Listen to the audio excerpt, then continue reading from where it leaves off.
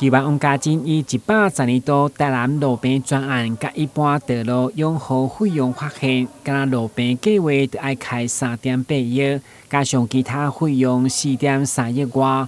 毋过因为8月底甲9月初伫东区分别传出有路面下陷，议员质疑到底路当时才会平，互民众相当无方便，要求彻底找出原因。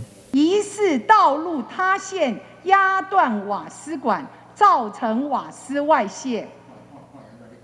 8月29的时候是这样一则讯息，9月1号的时候是说东兴凯旋路口双向均有路面凹陷，不断渗出水来。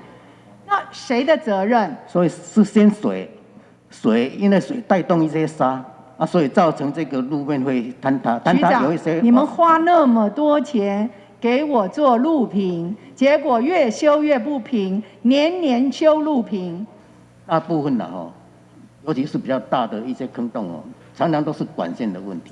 你说常常是管线的问题，不是你们路修不平的问题。就是说自来水，比方说自来水它有这个溢出水有破洞，或者一些瓦斯通常是误挖的啦，是施工单位去误挖，而不是说道路坍塌造成瓦斯它的泄漏。不管是自来水加速，或是台电等供线单位造成路面破坑甚至下陷，干务局强调，因第一时间一定会到场厘清原因，要求厂商尽速抢修。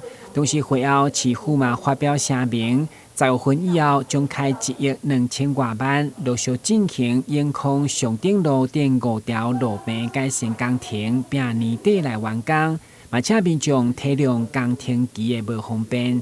台南新闻，军志林根采访报道。